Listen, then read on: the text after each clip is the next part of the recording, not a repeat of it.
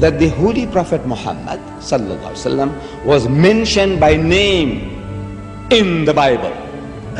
I have read the Bible through many times, and others such as I have read it many more times.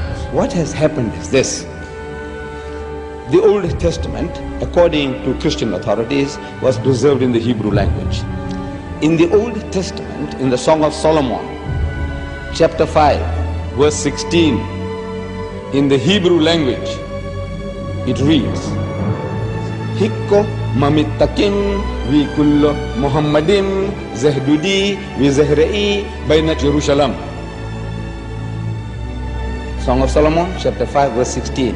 The word Muhammadim is Muhammad, im, I-M-im. Im is a plural of respect in Hebrew. You see the first verse of the Bible, book of Genesis, chapter 1, verse 1. It says, in the beginning, God created the heavens and the earth. The word God in Hebrew there is Elohim. In Hebrew, El stands for God, Elah stands for God, Elohim is a plural form to say with awe, respect and reverence, plural of respect.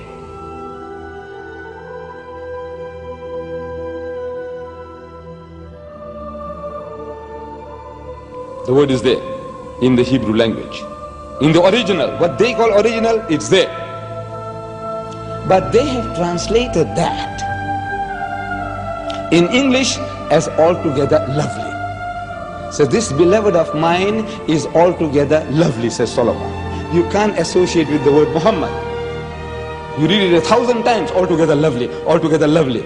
Or let's say in another language, the praised one, the praised one. Muhammad means the praised one. But he said the praised one, the praised one. You can't think that he's talking about Muhammad, though Muhammad means the praised one. You have no right to translate names of people.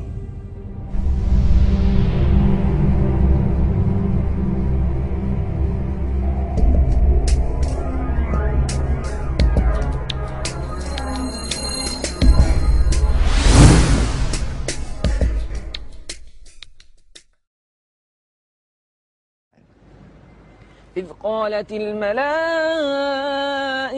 يا مريم إن الله يبشرك بكلمة منه اسمه المسيح عيسى بن مريم. The story of Jesus' birth is narrated in vivid detail in the Quran. As in the Bible, an angel tells Mary she is pregnant despite being a virgin. But the story of what follows then changes completely. In the Bible, Mary's role is limited to the passive mother of Christ. The Quran gives accounts of her ancestry, her birth, her childhood in the Temple of Solomon, and as mother of Jesus. She's the only woman mentioned by name in the Quran.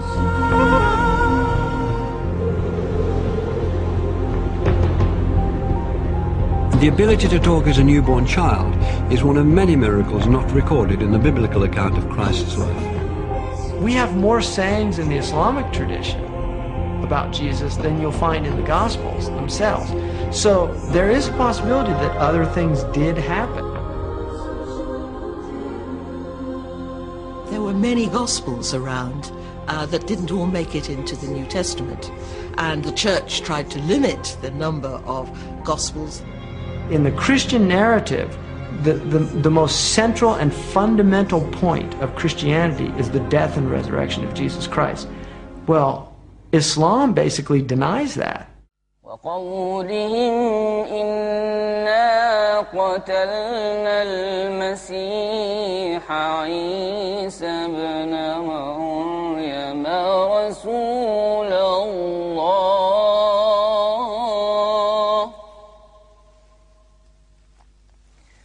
وما قتلوه وما صلبوه ولكن شبه لهم. To find the story of Christ's crucifixion and resurrection being changed is too much for some Christians. J. Smith is an evangelical Christian who spent 25 years studying Islam. is dedicated to disproving the Quran's version of Jesus' last day on earth. If Jesus were to come down to Speaker's Corner, I would imagine he'd get up on the ladder like I'm going to get up on the ladder. And what he would say to Muslims specifically is he would probably confront them with what they've done to him, what their scriptures have done to him, not them personally, what their scriptures have done to him by taking away his divinity, by also suggesting that the greatest act of history, the most sacrificial act that anybody has done, to die for mankind, God himself to die for that which he has created, has completely been eradicated, has completely been thrown out of their scriptures. The essence of Islam is submission to the absolute, to the divine. And that's where salvation lies, in submission to the divine, or at least a recognition of the divine.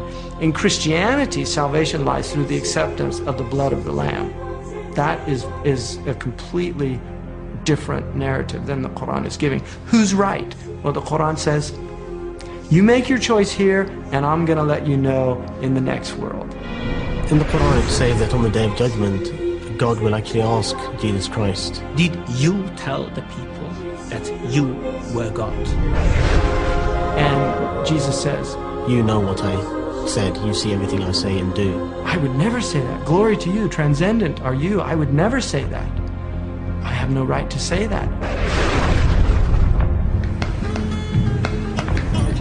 Why aren't you Muslim? Why aren't I? I'm a Jew. You're a Jew? Oh, I was previously Christian.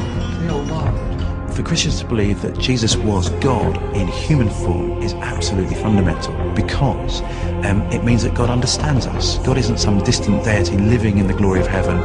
He can understand what it's like to be in pain, to be betrayed, to be hurt, to be bruised, to be bullied. God understands our situation. If Jesus was God, then who was supporting the world while he was supposed to be dead?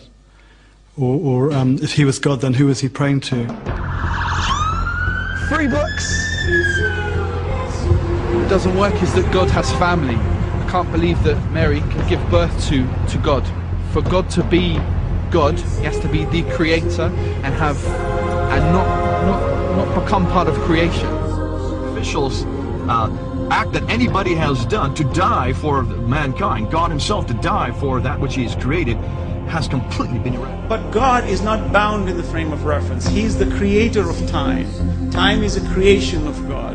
Matter is a creation of God. These are transient entities.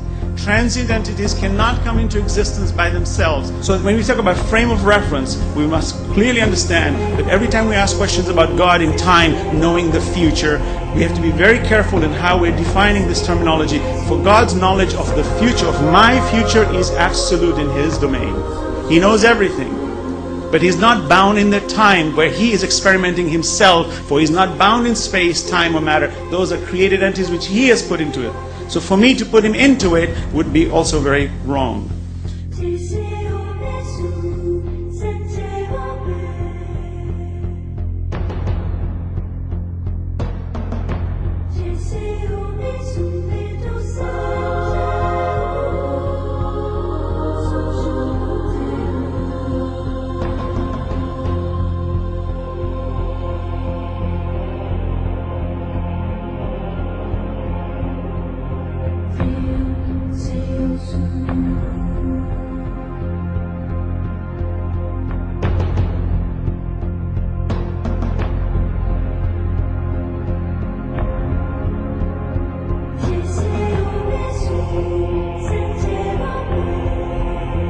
Prophet Adam was created from no female and no male.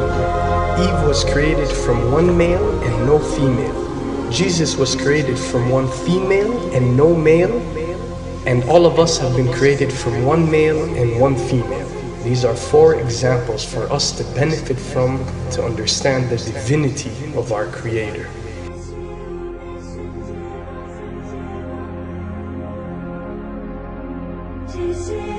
Then there is no difference that cannot be overcome between Christianity and Islam.